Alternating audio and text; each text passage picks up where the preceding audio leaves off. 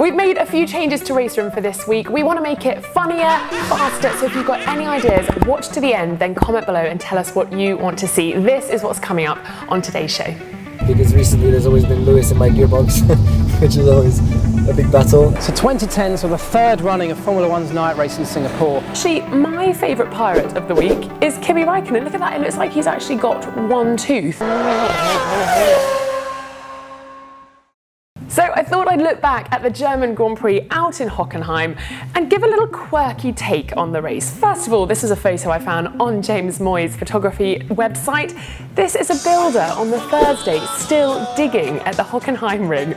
A little bit weird considering they haven't hosted a Grand Prix for 2 years, since 2012. Obviously it shares the German races with the Nürburgring. So here it is, they're like chopping it up still with a digger, a little bit last minute. Not sure that's what you want as one of the drivers. Hopefully everything was reinstated before they got going for final practice one. This is another picture. People have referred to Lewis Hamilton all weekend as swashbuckling because of his drive from 20th to 3rd.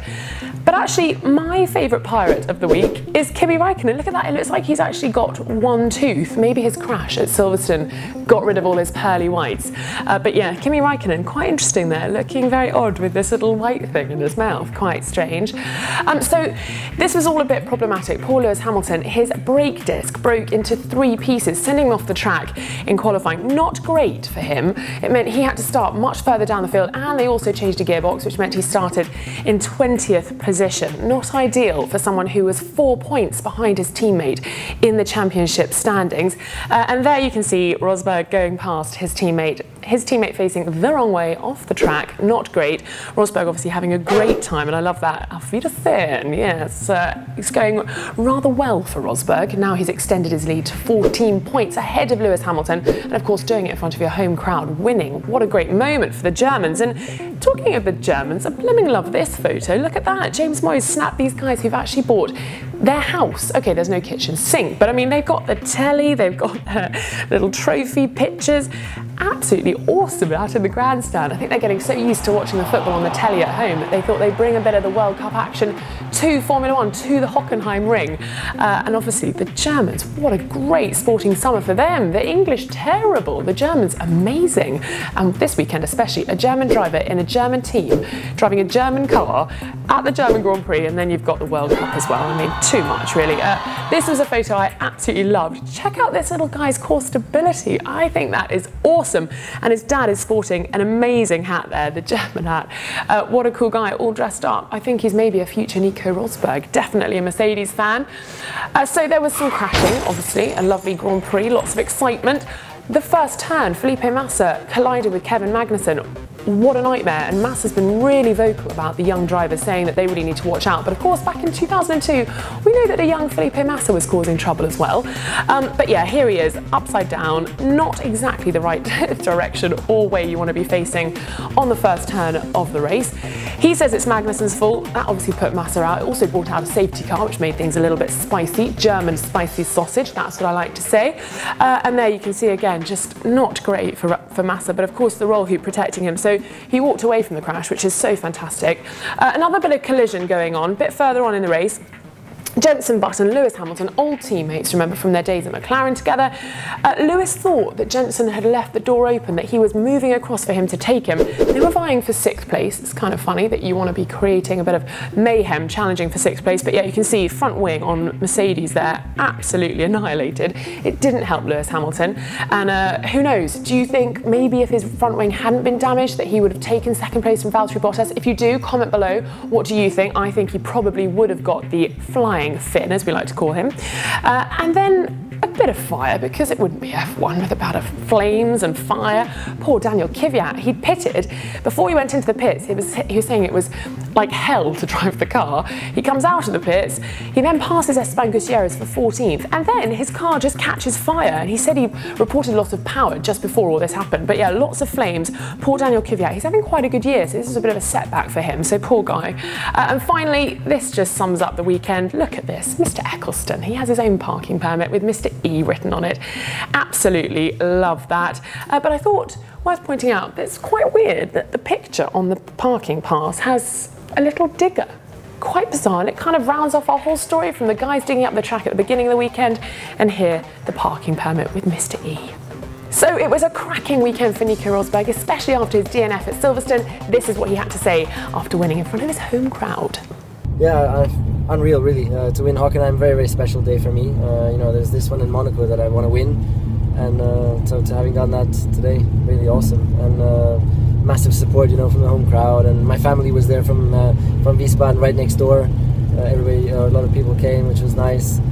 And you know, don't see them often either. And then, yeah, of course, it was one of the more easier races today. But it's good to have such races as well, because recently there's always been Lewis in my gearbox, which is always a big battle. Great to see him on the podium. Also, definitely nice for the team that he managed to get all the way back up to third from last. That was fantastic. Good job from him. And yeah, now I'm just looking forward to next race again, you know, Hungary, going there again to try and win and try and extend the championship lead again. I say it every week after a Formula One race, it is fast approaching the Singapore Grand Prix.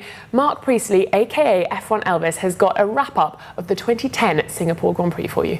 So 2010 saw the third running of Formula One's night race in Singapore, another spectacular event, and we came into this weekend, it was given added significance knowing that any of 5 drivers, if they took the victory here, could walk away as championship leaders.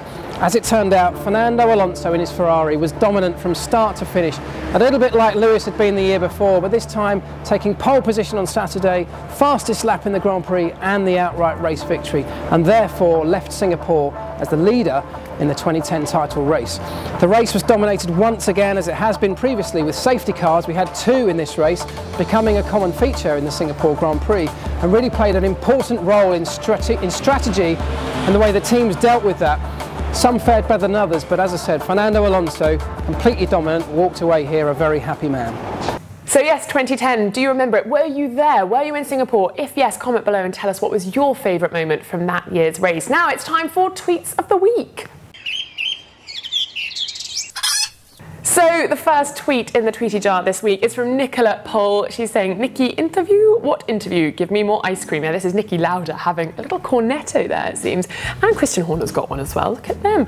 But Nikki Lauda, obviously, so cool as a cucumber. You can just have an ice cream here or there, knowing that he's got Nico Rosberg on pole and winning the German Grand Prix. It was all pretty good, wasn't it? That was great.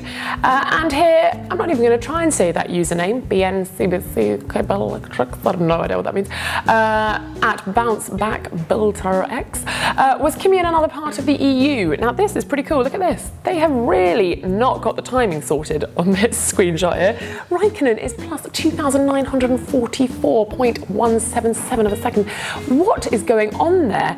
Yeah, challenging for 4th. He seems quite a long way off if he's going to be passing his teammate Alonso anytime soon, but I thought that was pretty classic timing there, probably a little error. And that is your tweets. Coming up this week on pole position, we've got Elfyn Evans in the Ford Fiesta R5. He was breaking all sorts of laws at the Ford Owners Club Day on Sunday at Donington. He was doing donuts. It's going to be awesome, so keep an eye on the channel for that. And of course this weekend we've got back-to-back Formula One races. We're at the Hockenheimring for the Hungarian Grand Prix. Now it's tight, it's twisty, not much overtaking goes on, but it's not always the pole sitter that wins. So it's going to be interesting, it's going to be hot. It always has an average of about 27 degrees there. So it's going to be hot for the drivers. It makes the tyres a bit interesting as well. Could it be Valtteri Bottas' first chance at a win?